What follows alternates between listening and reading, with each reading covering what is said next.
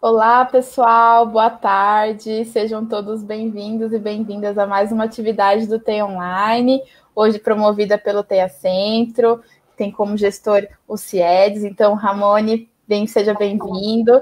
Beatriz, seja muito bem-vinda.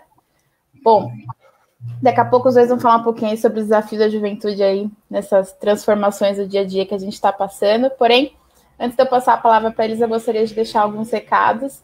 Então, para quem não conhece, a DESAMPA é a Agência São Paulo de Desenvolvimento. A DESAMPA é ligada à Secretaria de Desenvolvimento Econômico e Trabalho do município de São Paulo e é responsável por muitas das políticas públicas de empreendedorismo da cidade. O TEIA é um dos programas da DESAMPA, é um programa de coworkings públicos municipais. Nós temos hoje 10 unidades pela cidade de São Paulo. O TEIA Centro ainda está com as atividades suspensas, ainda vai ter as atividades retomadas daqui a um tempinho. Porém, todas as atividades do TEIA estão acontecendo de modo online. Então, se você tem interesse, pode continuar com a programação do TEIA aí. Todos os gestores estão em conjunto trabalhando na programação do TEIA online aí semanalmente.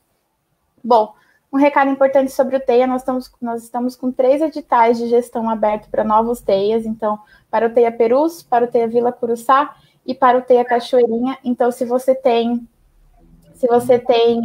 interesse, a gente vai deixar aqui nos comentários da live o link do edital.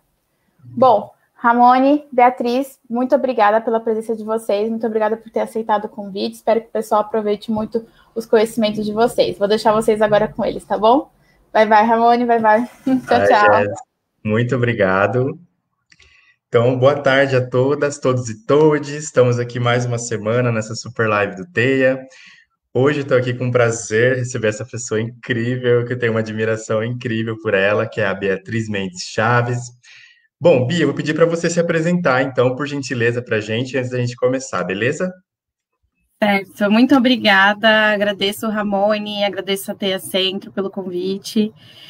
Meu nome é Beatriz Mendes Chaves, eu tenho 22 anos, sou bacharel em Gestão de Políticas Públicas pela USP, eu estudo a questão do financiamento eleitoral de candidaturas femininas e negras, tive experiência junto a projetos sociais e a inteligência política. Fui aprovada para o Summit 2021 da Unite 2030 e esse ano eu pude ser representante brasileira aí do Y20. É um prazer estar aqui junto com vocês. Perfeita. Bia, então, para a gente começar, né, teve um tema que a gente falou bastante esse ano, né, de juventudes e tal, e eu vi, como eu te acompanho, né, eu vi nas suas redes que você foi a delegada, uma das delegadas brasileiras no Y20, certo? Você poderia falar um pouquinho mais para a gente o que que é esse programa, como é que você, enfim, teve acesso a ele, como é que você foi, enfim, selecionada? Conta um pouquinho para a gente, por favor. Bom, o Y20, ele é um dos grupos de trabalho atrelado ao G20. O G20 é a cúpula que reúne as 20 maiores economias do mundo. E o Y20, ele é um desses eixos. A gente tem o W20, que trata das questões das mulheres, a gente tem o T20, que trata da questão dos trabalhadores, a gente tem o C20, que trata da sociedade civil organizada, e o Y20, ele é destinado especificamente à juventude, né? Y20. E esse evento, eu me inscrevi nele como reflexo de outros programas que eu venho participando, referente ao desenvolvimento de habilidades de liderança, referente à possibilidade de atuar nas políticas públicas por essa via internacional, né? A gente pode trabalhar com políticas públicas olhando diretamente para o setor público, olhando para o setor privado, olhando para o terceiro setor, e também tem essa quarta janela, que é através dessa pressão de organismos internacionais, através desses tratados internacionais. Então, o Y20, ele reflete um pouco disso.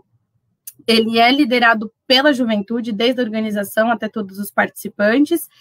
E esse ano, ele foi presidido pela Arábia Saudita, e ele se deu em torno de 3 principais temas.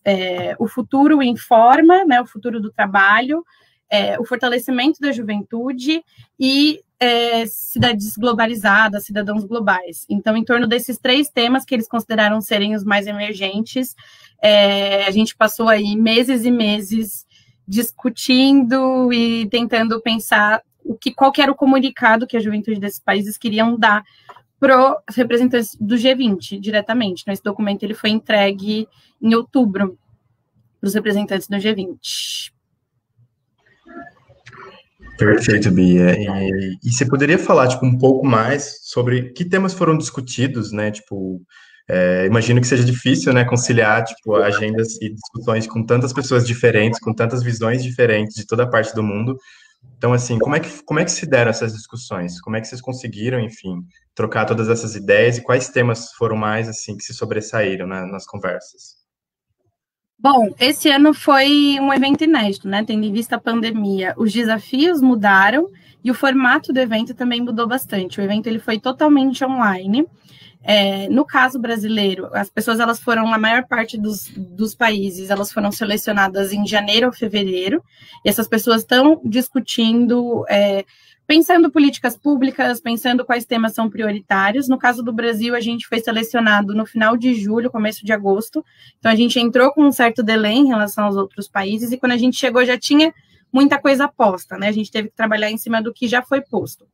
Em relação ao futuro do trabalho, se discutiu muito quais são as habilidades do futuro, quais são os empregos, né, quais são as dinâmicas do futuro do trabalho e a questão do empreendedorismo.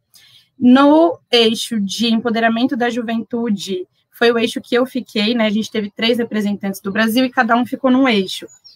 E a gente discutiu a inclusão na tomada de decisão e o desenvolvimento de habilidades de liderança. E no eixo de cidadãos globais foi discutida a questão do multiculturalismo e do desenvolvimento sustentável. E aí a gente teve 3 representantes por país e cada um ficava num eixo de atuação, tentando defender, enfim, nossos interesses, que a gente acredita, né, que tem que ser direcionado. Perfeito, Bi. E como que se deu, tipo, a representatividade nesse espaço? Porque a gente está falando, né, de, enfim, populações globais que têm suas hierarquias, né, postas historicamente. A representatividade é um grande desafio, eu acho, né, em todo tipo de evento, todo tipo de organização.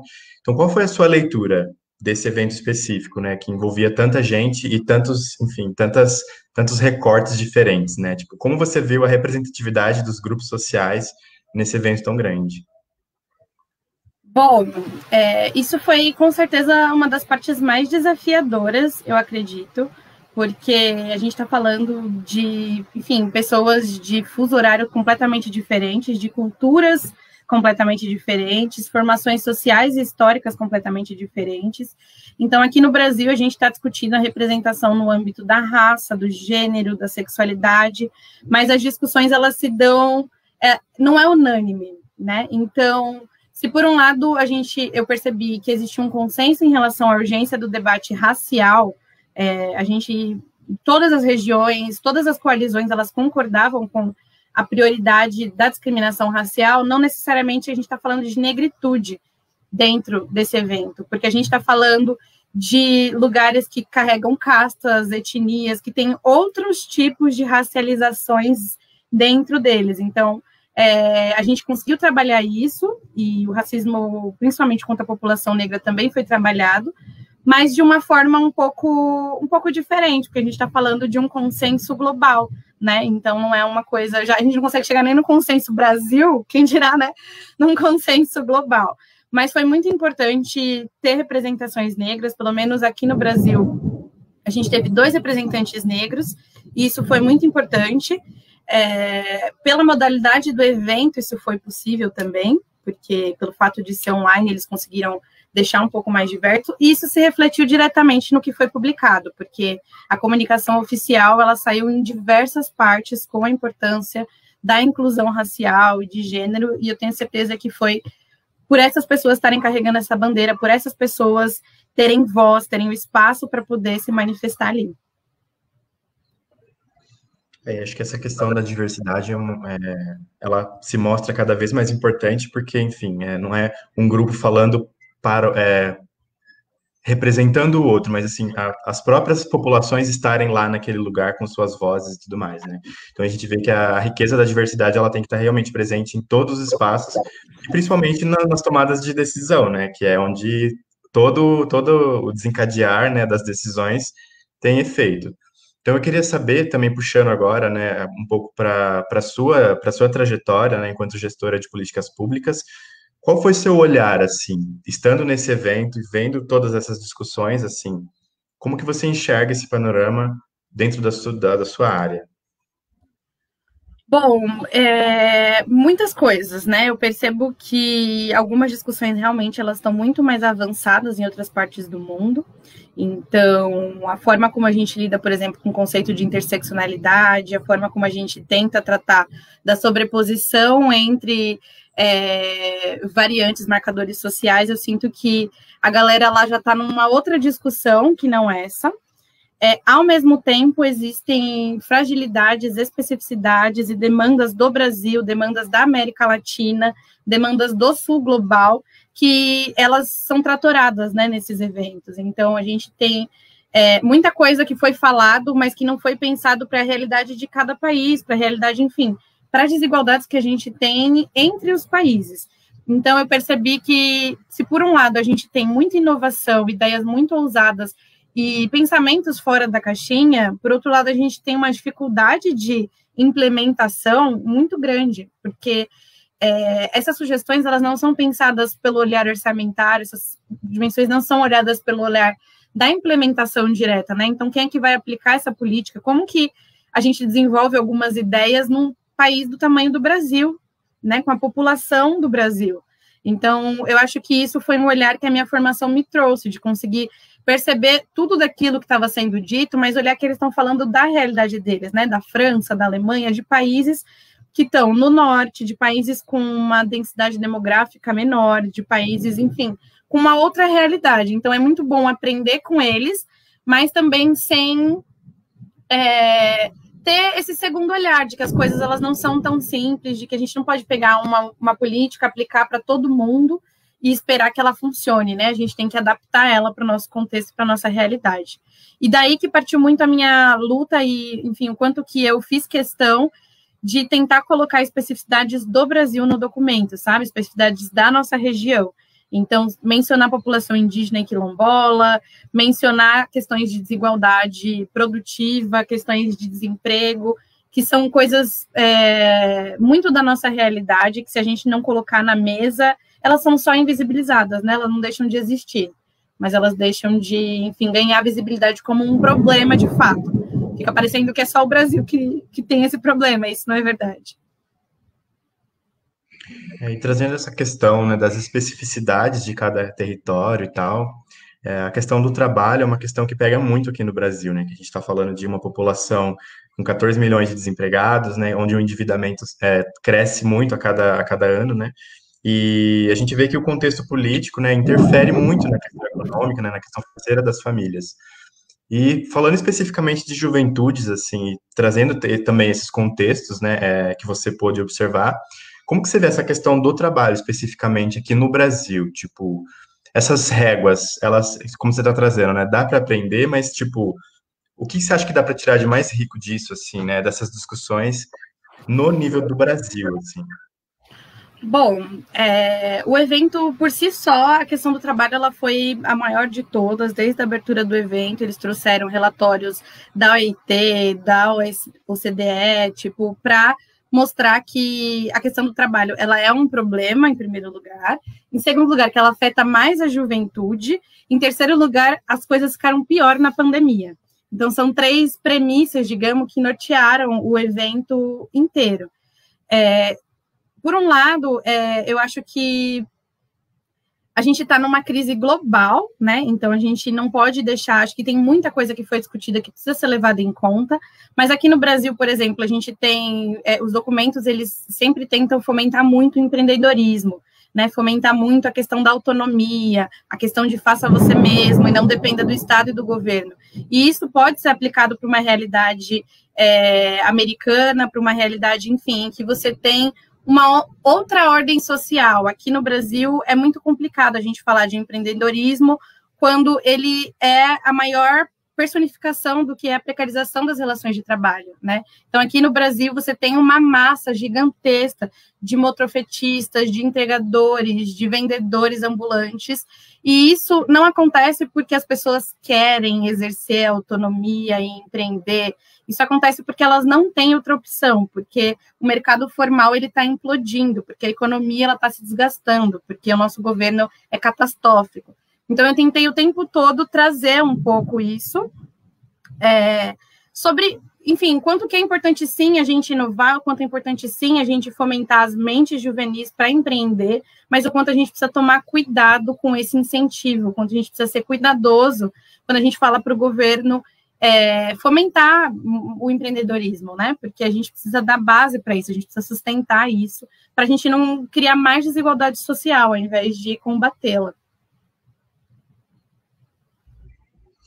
Perfeito. E a gente, ainda falando, né, das juventudes, a gente vê que são vários marcadores, né? A gente tem essa questão da desigualdade, ela é muito gritante aqui no Brasil. Então, muitas pessoas acabam vendo no empreendedorismo como uma única saída mesmo, né, para sobrevivência. Então, assim, além dessa questão da desigualdade, assim, né, tipo, o que que você vê como os maiores desafios para a juventude no Brasil que está, enfim, buscando oportunidades, né, tipo, na área educacional, na área de trabalho, tipo, quais são os maiores desafios, os maiores problemas que você vê para pessoas, enfim, que estão agora, né, se lançando nesse mundo, que a gente sabe que tem aí a população jovem sem, né, que é sem trabalho e sem oportunidades, né, e não é uma questão de não é uma questão de querer procurar trabalho, né? Tipo, não é uma questão de currículo. A pessoa pode entregar 1 milhão de currículos, mas o mercado e a economia, se não estiverem funcionando, isso não tem como ser resolvido, né? Então, assim, quais são esses maiores desafios que você vê que ainda impedem, né, a juventude de conseguir ter acesso a esses espaços e também, enfim, promover mudanças mais estruturais? Bom, no âmbito individual, eu acredito que a gente, enquanto juventude, a gente é muito mais refém desse sistema, então eu acredito muito que a gente tenha que... Deixa eu fechar aqui, tá caindo um monte de chuva. São Paulo, né? São Paulo. E a gente tá... A nível individual, eu acho que a gente tem que tentar lutar, enfim, para entrar dentro dessa estrutura e ter um pouco de controle sobre ela, né? No momento, a gente tem pouquíssimas pessoas jovens em espaço de tomada de decisão. E isso faz com que as externalidades dessas decisões, que recaem principalmente a juventude, elas estão fora delas, né? Dessas decisões. Então, você vê a crise desse ano, a gente tem diversos estudos que mostram que as pessoas de 18 a 25 anos são a maior massa crítica de desempregados aqui no Brasil. Isso não é por acaso, né? Os empregos que estão sendo afetados por essa crise, eles são de setores específicos, eles são de, enfim, patentes específicas, e isso afeta muito mais a juventude. No âmbito do evento, a gente discutiu muito a necessidade de se garantir oportunidades, né, e se fortalecer, então, uma força de trabalho que seja, de fato, inclusiva. A questão de políticas de trabalho e proteção social, então, de que não adianta você dar uma oportunidade, você tem que garantir que a pessoa consiga usufruir daquilo e se desenvolver plenamente. E a gente tem uma demanda para a juventude, que são essas habilidades do futuro, né? A gente está vendo como as relações comerciais elas estão mudando, como as relações televisivas estão mudando, as relações humanas estão mudando, e isso é uma demanda que a nossa geração precisa conseguir suprir.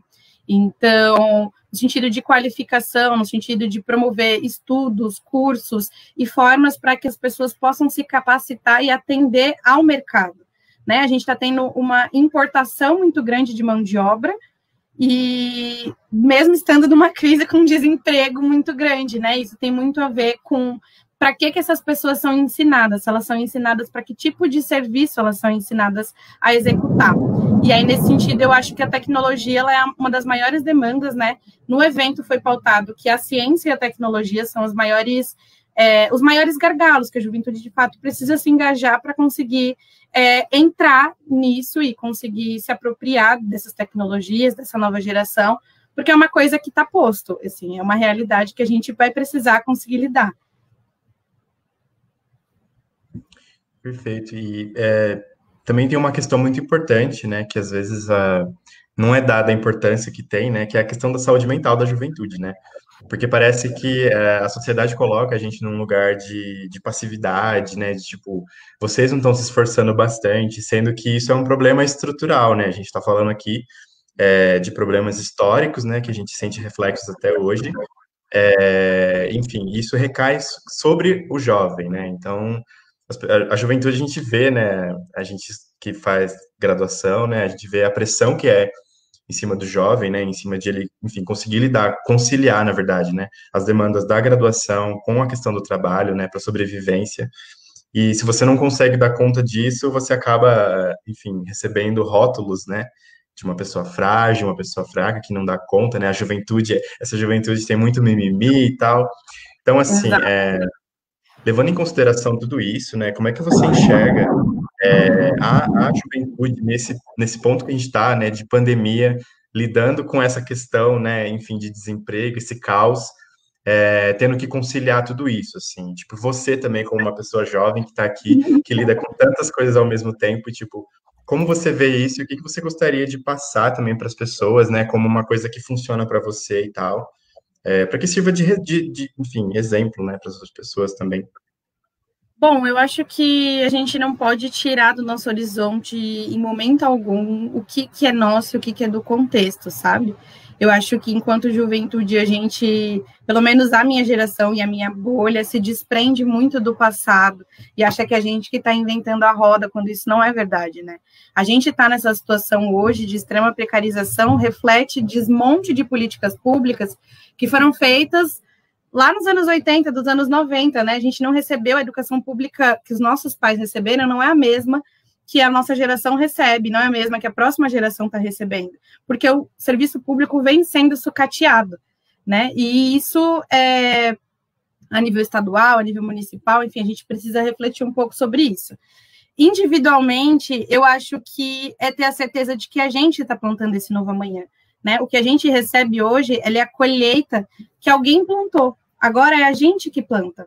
Então, eu acho que a gente tem que, de fato, ter um certo otimismo e, mais do que isso, não aceitar as coisas passivamente, né? Quando a gente está falando de desemprego a nível global, é óbvio que a gente não consegue resolver isso sozinho, mas a gente pode refletir enquanto futuros chefes, refletir enquanto futuros, as pessoas que vão estar no comando, as pessoas que vão estar no controle sobre o que a gente quer fazer com isso, né? Então, não é que a geração anterior ela não tinha problema de saúde mental, eles não falavam sobre isso, não era aceito socialmente que essa discussão fosse posta, principalmente no ambiente de trabalho, mas não são essas relações que a gente quer cultivar. E quando a gente está falando agora dessa cultura startup, empreendedora, a gente tem que tomar muito cuidado com isso, né? Isso vem dentro de uma onda neoliberal, e isso pode ser positivo na medida que nos dá autonomia para a gente criar nossa realidade, para a gente recriar essas relações de trabalho, né? Então, você vê grandes CEOs de 29 anos, 28 anos, 25 anos. Isso está acontecendo agora. É um evento relativamente novo, mas a gente tem que tomar cuidado para não reproduzir, né? E não achar que as categorias de sucesso das outras pessoas são as que a gente tem que seguir também. Eu acho que a gente tem que criar as nossas próprias categorias de sucesso, a gente tem que refletir um pouco mais sobre tudo isso e sobre conciliar esse monte de demanda. Eu acho que é, de fato, você decidir com o que você vai gastar sua energia. Para mim, eu vejo sentido no meu trabalho em trabalhar com questões sociais, em trabalhar com a questão da internacionalização, porque eu entendi que o Brasil, os espaços de poder do Brasil, eles estão muito impregnados, é muito difícil fazer qualquer coisa por dentro, tem quem escolhe agir de dentro para fora e tem quem escolhe agir de fora para dentro. Eu acho que é uma via, sabe? Eu acho que o que importa é você, de fato, agir pelo que você acredita, sabe? Se você acredita numa coisa, você vê qual que é a forma menos violenta de você agir sobre aquela questão. Para mim, discutir a questão racial aqui no Brasil, aqui em São Paulo, um jovem negro morre a cada 23 minutos, é exaustivo. É uma discussão que o tanto de energia que eu gasto aqui, eu mobilizo atores de fora e consigo fazer uma intervenção e as coisas fluem de uma outra forma. Então, eu acho que a gente precisa ser mais estratégico com o que a gente gasta energia. Tudo vai querer nossa energia, tudo. Sim, a gente vai ter que trabalhar, estudar, ter casa, ser bem-sucedido, ter carro, ter lazer, ter tudo isso. Mas o que você de fato acredita? No que você quer dedicar o seu tempo e a sua energia?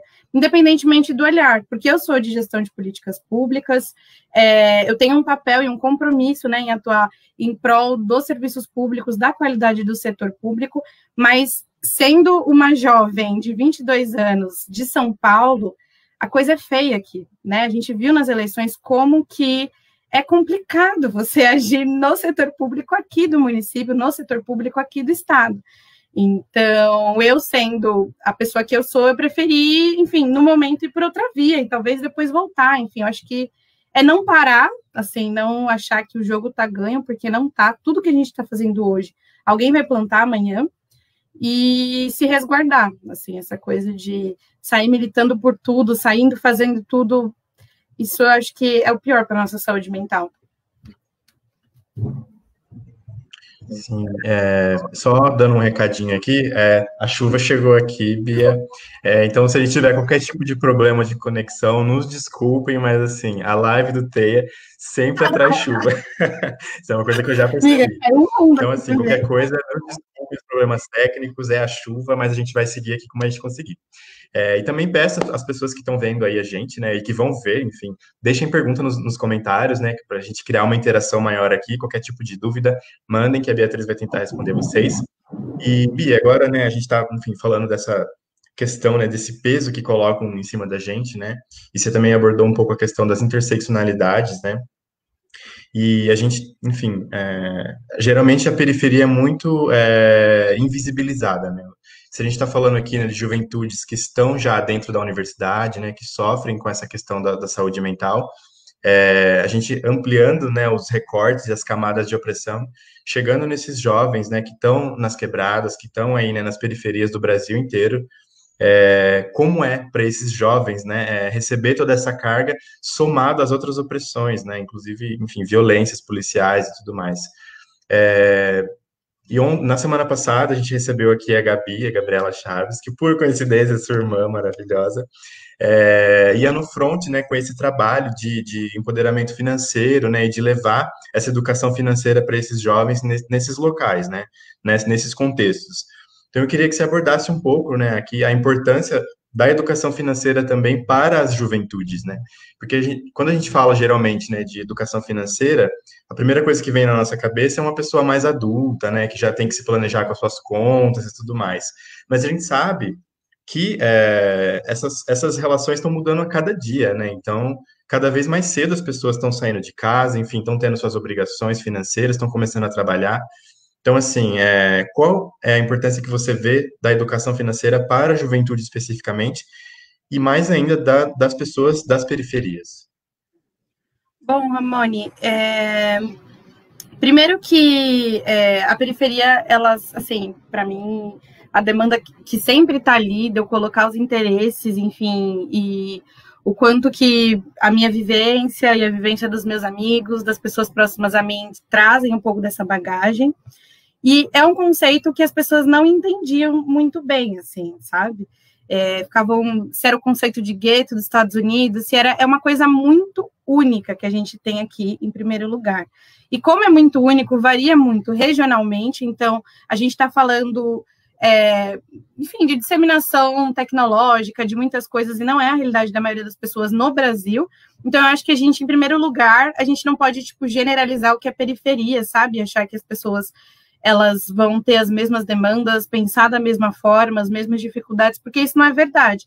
O que eu posso falar é da vivência de uma pessoa da periferia de São Paulo e talvez da Zona Sul, porque é uma vivência muito específica. Se você vai ver a vivência periférica de alguém do Norte, do Nordeste, são outras pessoas que precisam falar por elas mesmas. Então, sempre quando eu estou tratando de periferia, eu acho que é sobre essa ótica.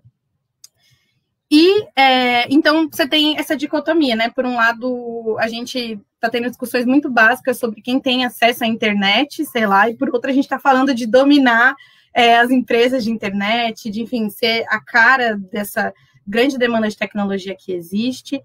E, em relação à educação financeira, eu acho que ela se insere dentro desse contexto, né? A gente está falando, então, da inserção de pessoas no mercado de trabalho e de pessoas essas que nunca foram ensinadas a lidar com o dinheiro. As pessoas da periferia, elas vêm de um contexto de estrangulamento e de miséria e de escassez que dificulta muito, né? E a gente tem um histórico do nosso povo preto e periférico mesmo, de endividamento em massa, de desemprego em massa, e eu acho que é sobre isso que precisa ser conversado, né? Quando a gente fala de educação financeira, a gente está oralizando uma coisa que eu acredito que as mães, que as vós das periferias já fazem há muito tempo, que é gerir esse recurso, que é conseguir prover, né?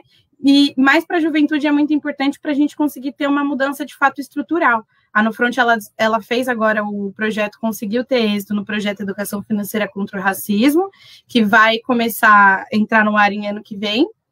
E a ideia é a gente fazer ações sistemáticas mesmo para conseguir disseminar essa educação financeira. Então, conseguir chegar em lideranças periféricas, associações de bairros, enfim, donos de casa, para que, de fato, a prática, ela vire hábito, né? Então, a questão do cuidado com o dinheiro, como que isso está atrelado com as relações familiares, e como que isso está atrelado com históricos, né, que a gente tem enquanto população negra.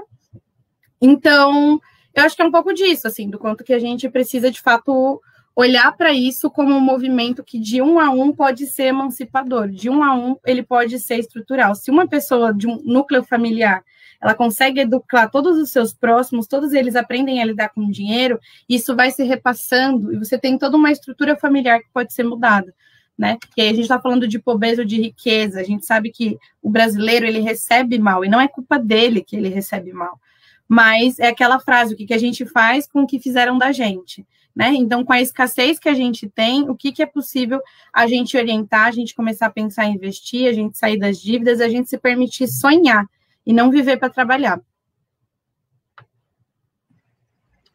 Maravilha, Bia.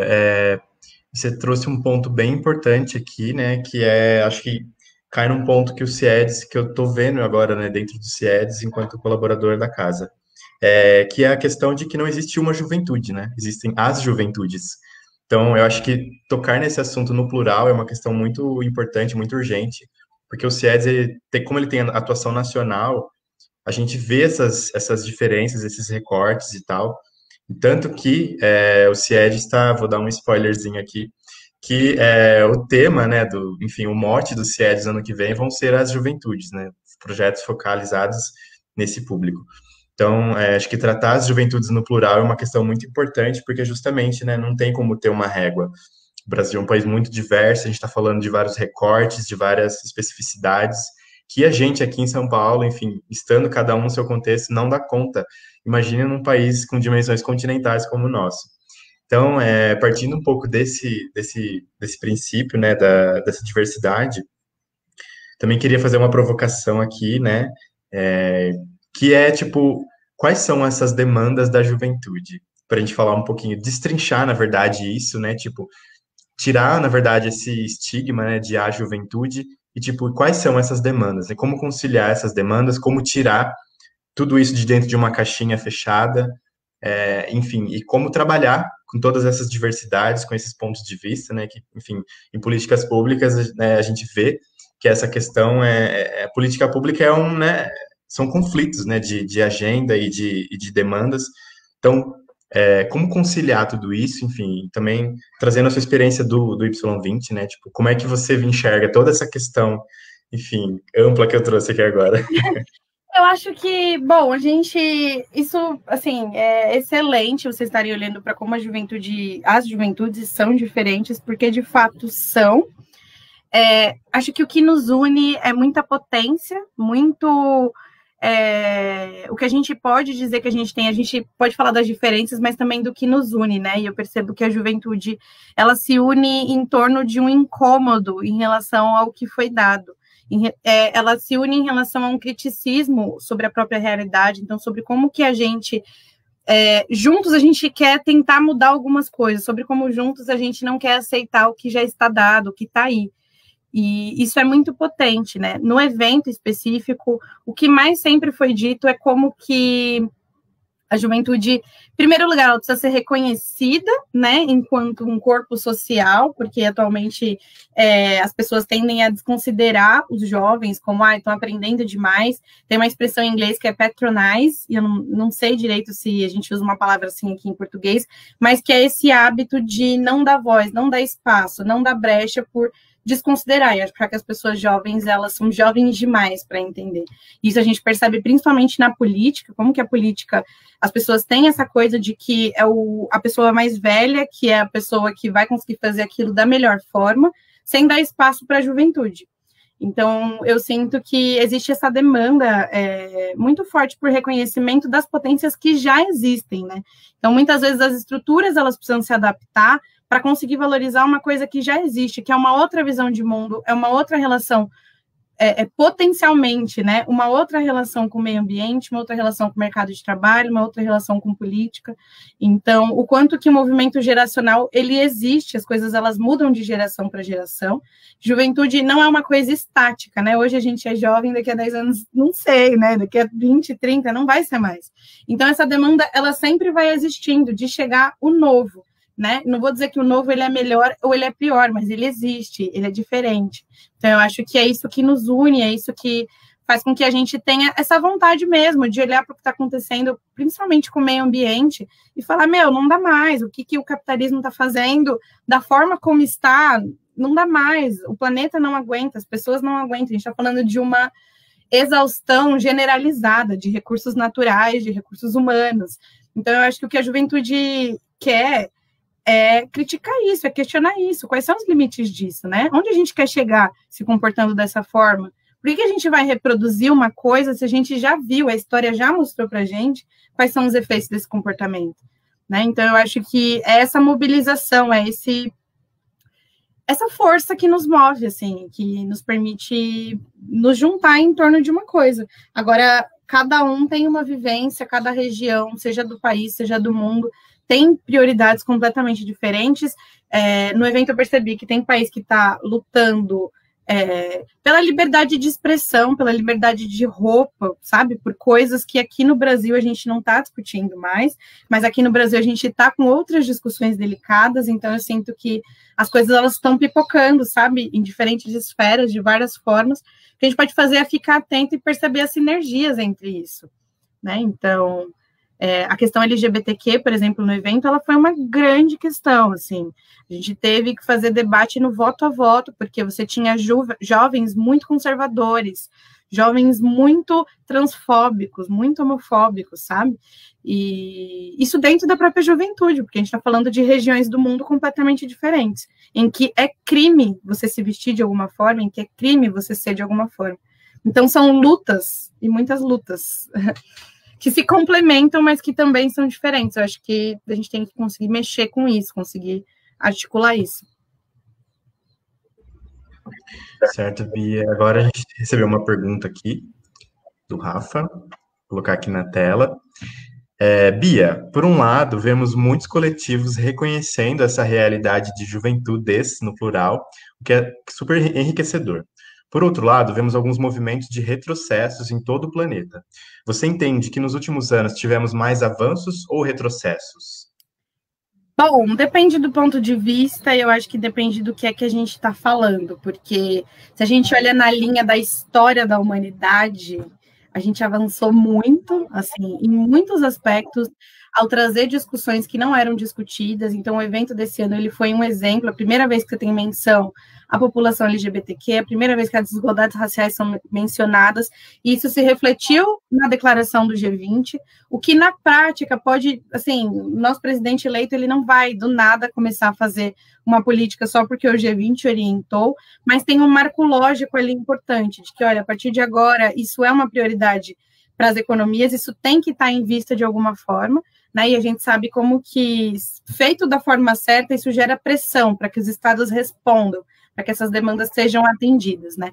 E eu não acho que a história, ela seja uma linha reta, assim, né? Que ou é bom ou é ruim, ou você avança ou você retrocede. Eu acho que a história toda, ela é muito dicotômica, ela é muito... chega a ser irônica, né? A gente tem um maior avanço da economia no período menos democrático da história, você tem grandes lutas intervencendo no momento de uma onda conservadora no mundo todo, e ao mesmo tempo você tem, por exemplo, na política, o maior número de pessoas jovens e trans eleitas na história. Então, eu acho que todo o retrocesso, ele vem com um avanço junto, e o avanço vem com o retrocesso, porque essas coisas sempre vem uma resposta, né? Então, quando a gente tem um retrocesso muito grande, a gente se articula, se fortalece e vai em frente, e aí eles repreendem a gente. Então, eu sinto que é um jogo de pesos e contrapesos contínuo, e que a luta ela é constante, né? O Sérgio Vaz que fala isso, que para a gente, que é da periferia, luto é verbo, é lutar, que a gente fala, e que é uma coisa para a vida toda.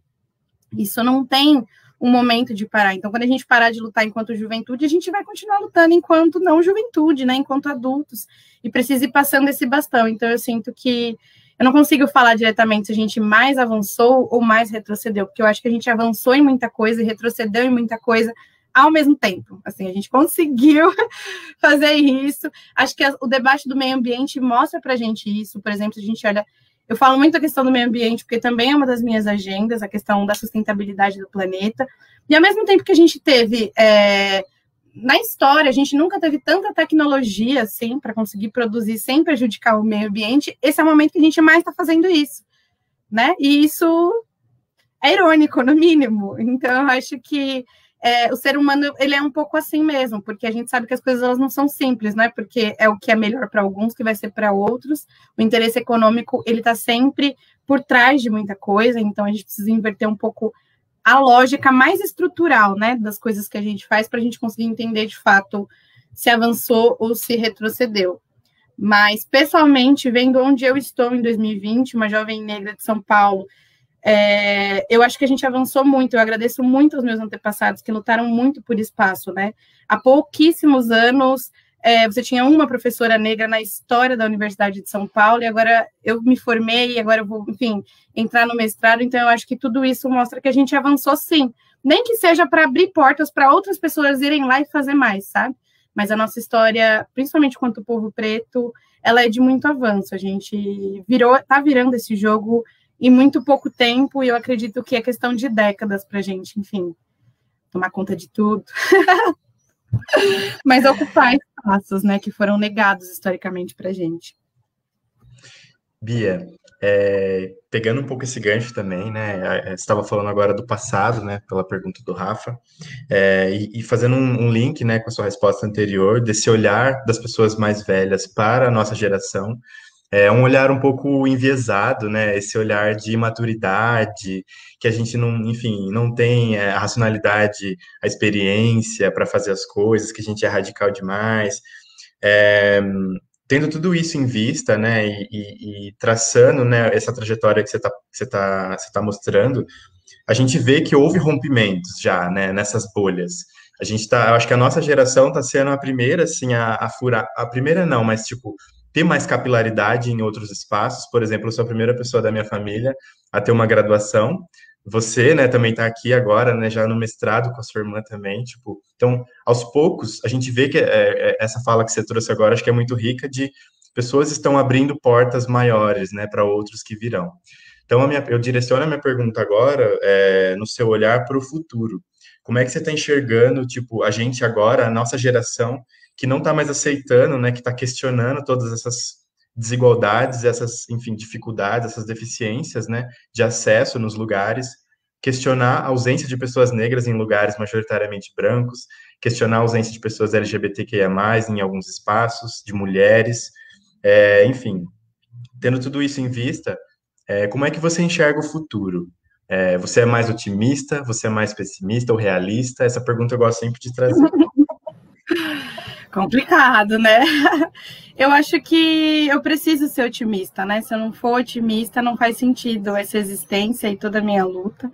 Então, eu acho que a gente está colhendo uma luta, por exemplo, quando eu estou falando aqui, né, de estar na USP, Cara, isso é conquista desse movimento, né, que lutou por espaço por mim. Então, na mesma medida, eu acho que o que a gente está fazendo agora é responder, é falar em voz alta coisas que existem pessoas lutando há muitas, muitas e muitas décadas, e eu quero que a gente seja isso para o nosso futuro. Eu acho que não tem certas coisas, certos rompimentos, como o acesso da periferia à universidade, não dá para voltar atrás. Dá para fazer o que eles estão fazendo, que é sucatear a universidade para não ter mais tanto prestígio assim, mas você já entrou na universidade, e assim como a questão da educação financeira, não volta mais. Essas famílias, elas foram mudadas para sempre, e eu acho que isso é muito importante, porque a gente vai plantar a partir daqui, para a educação que a gente vai disseminar a partir daqui, para as reflexões que a gente vai trazer, e eu acho que, então, essa demanda por espaços, essa demanda, enfim, pela ocupação, eu acho que ela é uma demanda que não tem retrocesso. A gente precisa ficar esperto, porque na mesma medida que a gente demanda, eles vêm com o martelo em cima, sabe? Pega o que se destaca. Mas eu acho que não tem volta, e a gente tem que conseguir, assim, dar um passo, segura firme para não tirarem da gente, que é uma coisa que sempre fazem, né? Então, parabéns, conquistaram cotas, mas aí vai lá e cancela, ou aí vai lá e faz algum tipo de processo para aquelas cotas serem fraudáveis, para aquela política pública não ser efetiva como ela poderia ser. Então, a gente tem que ser muito crítico, sabe, em relação ao que a gente está demandando, ao que a gente quer, e plantar, porque alguém vai colher, e eu acho que o plantio sendo bom, isso vai se refletir de alguma forma. Eu já percebo, Ramone, uma diferença muito grande da nossa juventude, da minha geração, para a geração que veio depois de mim. Se você entra nas redes sociais que os jovens de hoje usam, amiga, sabe? As pessoas, a gente está discutindo algumas coisas, tipo, quem que a gente aceita na sigla do LGBTQ, e a galera já tá tipo, chega de sigla, não quero sigla, não me importa, não quero. A galera já tá assim, numa discussão que eu acho que, ao mesmo tempo, a gente possibilitou que eles fizessem, porque a gente trouxe a discussão à mesa, e eles estão avançando mais ainda, de falar, eu não quero uma letra para cada pessoa, eu quero que você parem de me rotular com letras. Eu quero poder existir sem letras, sabe? Então, eu acho que isso mostra pra gente o quanto que, você planta aqui, e a colheita ela vai longe, a gente não pode deixar retroceder, não pode, enfim, tem que se manter firme, mas eu tenho uma visão muito otimista. Eu acho que nada se acontece do nada, eu não estou aqui do nada, não é só sobre a minha trajetória, sobre os meus 22 anos, isso tem muito mais que 22 anos, então da mesma forma pode ser que eu não veja nessa existência as colheitas, mas eu acho que elas virão, assim, é uma questão de tempo. Maravilhosa. Bia, enfim, a gente está falando aqui, né, desse rompimento de bolhas, dessas lutas históricas que a gente está, enfim, fazendo parte, essa juventude, né, que já não...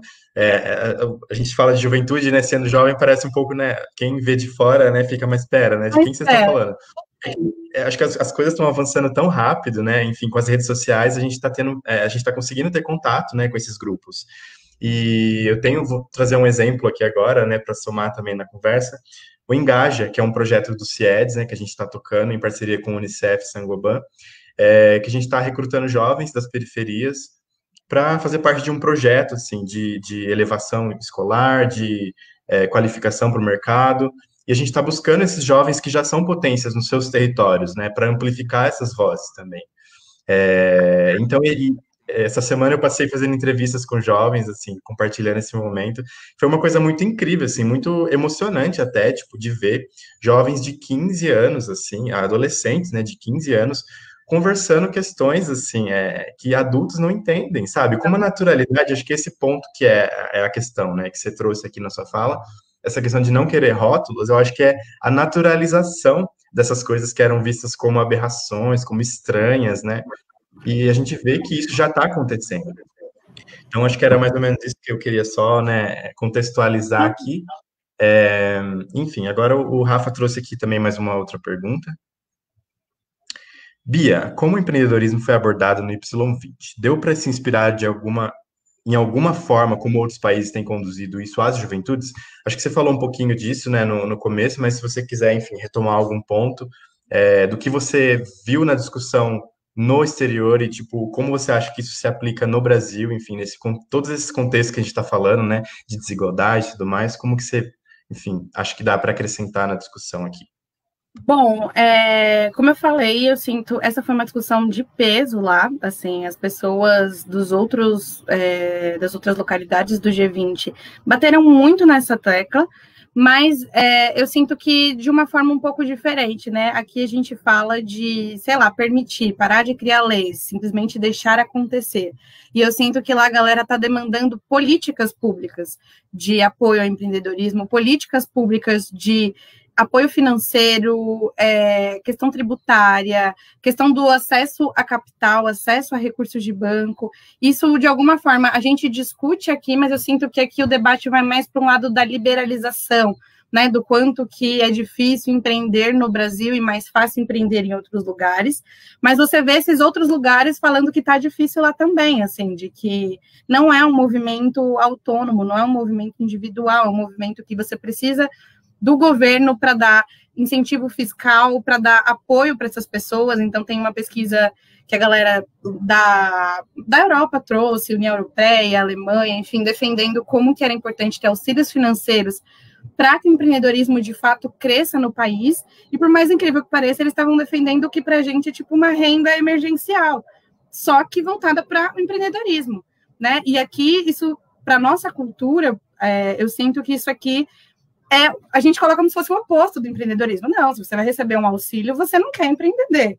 Como se fossem duas coisas muito diferentes, mas elas se complementam, porque o Estado ele tem que dar as condições para que essas pessoas elas possam empreender e para que esse risco, né, do empreendedorismo ele seja mitigado. Então, a pessoa precisa ter acesso à saúde, principalmente, eles falaram muito isso, sobre como que, quando eles tentam empreender, isso vira uma dicotomia entre ter ou não um plano de saúde, e como que isso desincentiva o empreendedorismo, né? Então, eu acho que as contribuições dos outros países foi de mostrar algo que eu já acreditava e reforçou, de que a gente não tem que afastar a discussão empresarial, a discussão de empreender o setor privado da atuação do Estado. A gente não tem que achar que um tem que ser maior que o outro, porque os dois precisam, né? Um precisa do outro para conseguir acontecer e para dar condições para a nossa sociedade se desenvolver.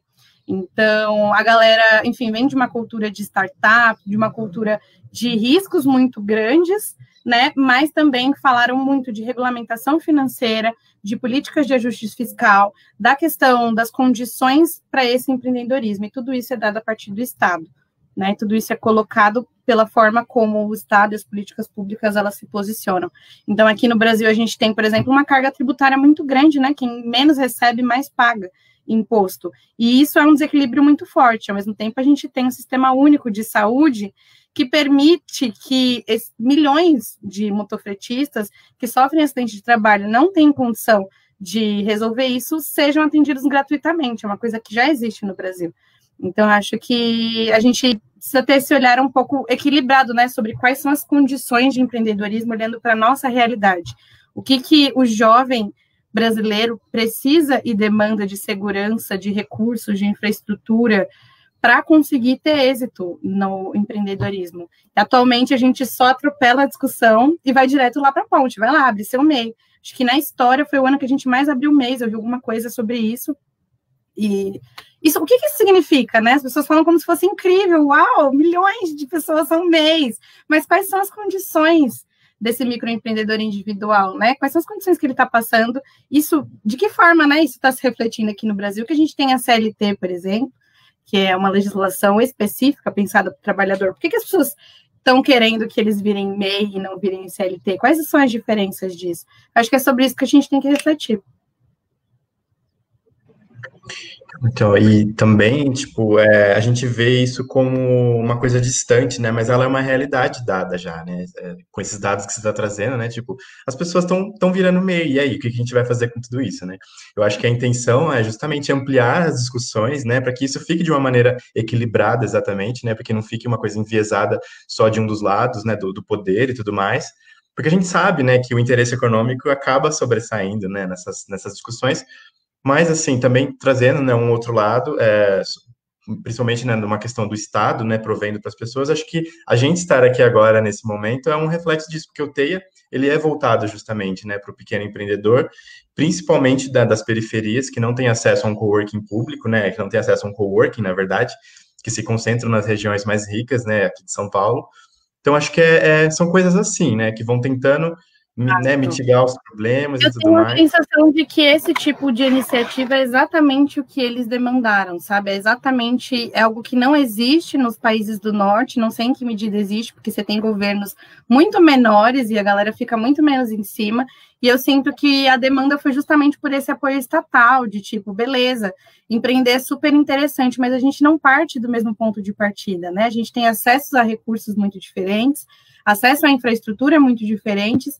E aí, como que a gente pode conseguir ajudar essas pessoas a estarem num mesmo patamar para conseguir, de fato, exercer esse empreendedorismo, essa inovação, essa criatividade, seja através, né, enfim, da venda ou prestação de serviços, mas tem um pano de fundo para que isso aconteça de uma forma que a dignidade se mantenha, que eu acho que é essa discussão que o Brasil está tentando um pouco fugir, né, que é de esse olhar por trás, né, é muito bonito falar que a pessoa, poxa, pedalou 20 quilômetros para trabalhar hoje, que ela trabalhou 18 horas para ganhar um salário mínimo, mas isso não é legal, gente, isso não é incrível, não tem mérito que justifique uma pessoa viver sobre essas condições de trabalho, né, então acho que é um pouco sobre isso, mas eu sinto que a atuação da Teia e o que vocês se propõem conversa e dialoga justamente com isso, com a valorização da economia circular, enfim, da economia local, valorização das pessoas que estão precisando, né, desse olhar um pouco mais qualificado sobre esse empreendedorismo. E eu acho que também entra nesse ponto de desromantizar, né, o empreendedorismo também, porque muitas pessoas não estão ali porque querem, né? Tipo, uma mãe vender bolo debaixo de chuva na porta de uma escola. Tipo assim, eu escolho meu horário de trabalho, a CLT não me deixava, eu estou trabalhando até 1h da manhã, que legal, hein? Bacana. E a questão, né, que a gente tenta aqui é, tipo, trazer um olhar mais realista para isso, né? É óbvio que as ideologias estão aí, né, tipo, em conflito o tempo todo, mas, enfim, a gente tem que focar em quem está passando por isso na ponta, né, que são as pessoas, né, que geralmente são as mais fragilizadas economicamente, né, enfim, que recorrem ao empreendedorismo para isso, né? E como a gente viu no nosso curso de gestão de políticas públicas, a gente tem um desgaste muito grande, né, do Estado e dessa ideia de burocracia, dessa ideia de peso fiscal, dessa ideia de engessamento. E isso é um desafio da gestão pública, né, de tentar virar essa chavinha. Não é porque é o serviço público que vai ser mais lento, que vai ser pior, que vai ser menos legal. Não é porque existem normas que isso vai engessar necessariamente, que vai ser ruim. Então, acho que tem um equilíbrio que, enquanto sociedade, a gente precisa discutir melhor, né? Porque a gente ainda está impregnado com alguns estigmas do que é, às vezes, ter, mano, acesso a direitos muito básicos, né? Quando a gente está falando do SUS, de saúde universal, é o básico do básico que a gente tem aqui, que a gente ainda fica banalizando mesmo, né? Fica, enfim, problematizando e banalizando de uma forma que a gente precisa tomar um cuidado.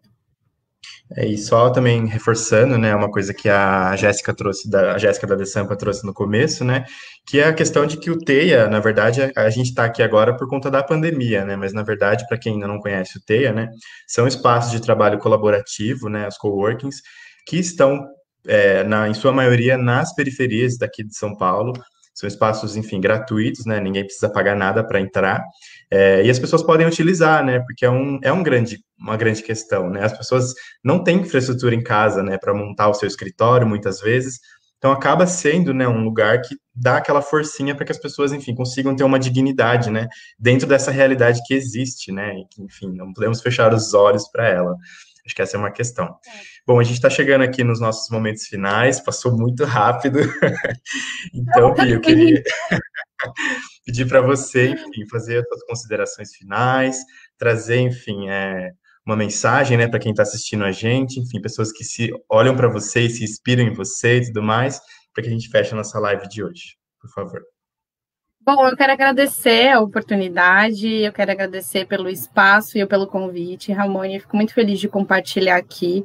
Eu acho que essa trajetória, em primeiro lugar, ela não é individual, né? A gente precisa abrir, eu sinto que a gente muitas vezes fica justamente nesse meio termo, né? A gente tem que abrir para a galera que é do campo de públicas, de que, gente, não demonizem o setor privado, não precisa ser tudo ruim, e ao mesmo tempo para a galera do setor privado de que não, o Estado não é horrível, e tentar fazer essa junção, esse match, essa co-construção do que a gente quer para a nossa realidade. E eu acho que enquanto juventude a gente consegue ter esse espaço, trazer uma contrapartida, um contraponto, enfim.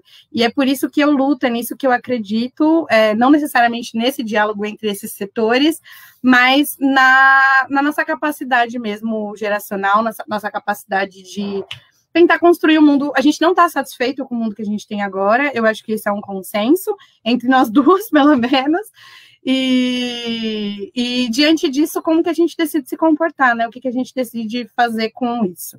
Então, eu agradeço demais as pessoas que se inspiram em mim, eu agradeço muito porque eu acho que é desse apoio que sai tanta força, desse apoio que sai tanta coisa que eu acredito, e mixar entre áreas, principalmente das pessoas que me acompanham, eu acho que é muito importante, então, quanto que eu aprendo com pessoas de diferentes formações, de diferentes pontos de vista, e como que a gente tem que juntar tudo isso mesmo e somar numa coisa para transformar em algo maior, né? Então é isso, muito obrigada. Perfeito, Bia. Só fechando aqui então, o Rafa colocou mais um comentário. Incentivar o empreendedorismo sem criar políticas públicas de apoio ao empreendedor é simplesmente transferir a responsabilidade de geração de renda para o empreendedor. Obrigado pela troca, Bia. É Nossa, isso, acho eles que fecha fizeram de um bem, jeito né? muito lindo. Resumiu toda a nossa discussão aqui, né? Então, eu agradeço mais uma vez, Bia, pela sua disponibilidade, pelo seu tempo, por todas as trocas que a gente teve aqui, por todo, enfim, o conhecimento que você compartilhou com a gente, sua experiência no Y20, acho que é brilhante. Enfim, a gente está aqui finalizando a nossa live. Depois eu peço para a Bia deixar as redes sociais dela aqui nos comentários da live. Esse vídeo vai ficar salvo. Então, assim, compartilhem com as pessoas que vocês acharem interessante, né? Terem acesso a esse conteúdo que a gente produziu aqui. Sigam a Bia nas redes sociais dela, porque ela está produzindo um material muito legal também. E é, enfim, uma trajetória muito inspiradora, que eu admiro muito. Mais uma vez, Bia, muito obrigado. E é isso, o TEIA segue, né, com as atividades semanais. Na semana que vem a gente tem mais algumas lives ainda programadas para fechar esse ano. No ano que vem a gente ainda está, enfim, aí na volta ou não, a gente está com umas indecisões para adequar, né, por conta da pandemia. Mas, enfim, sigam as redes sociais da Desampa, porque vocês vão ter as informações certinho. E é isso, muito obrigado a todas, todos e todes. Tenham uma ótima tarde, ótima sexta. Obrigado, Bia, mais uma vez. Obrigada, gente. Boa tarde, boas festas aí para todo mundo. Até mais.